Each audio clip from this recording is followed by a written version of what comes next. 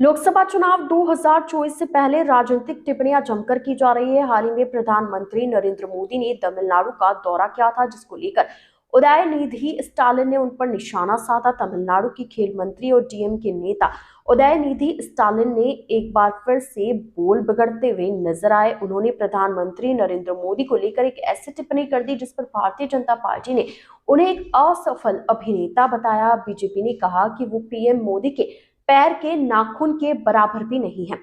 दरअसल तमिलनाडु के मुख्यमंत्री एम.के. स्टालिन के बेटे उदयनिधि स्टालिन अपने बयानों को लेकर हमेशा चर्चा में बने रहते हैं।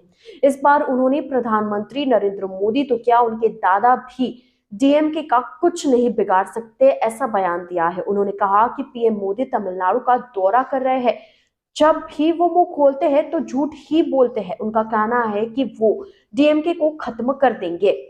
जो लोग पिछले 60-70 साल से ये बात कह रहे हैं वो भी खत्म हो चुके हैं। डियर पीएम, आप तो क्या, आपके दादा भी डीएमके का कुछ भी नहीं बिगाड़ सकते। आप डीएमके को छू तक नहीं सकते। इसके साथ ही उन्होंने यह भी दावा किया है कि जब राज्य बाढ़ या फिर साइक्लोन से प्रभावित होता है तो प्रधानमंत्री मोदी तमिलनाडु का दौरा नहीं करते हैं, लेकिन चुनाव होना होता है तो राज्य का दौरा करने के लिए यहाँ पर पहुंच जाते हैं।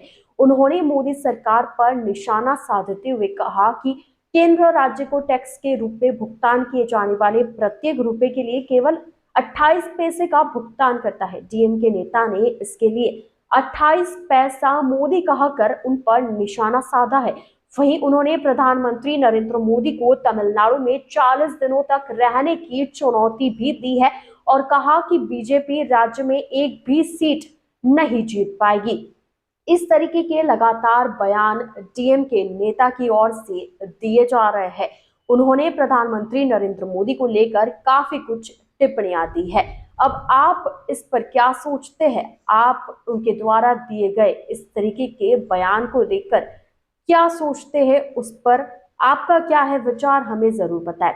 वैसे आपको बता दें कि अब लोकसभा चुनाव में केवल 2 से 3 महीनों का समय रह चुका है।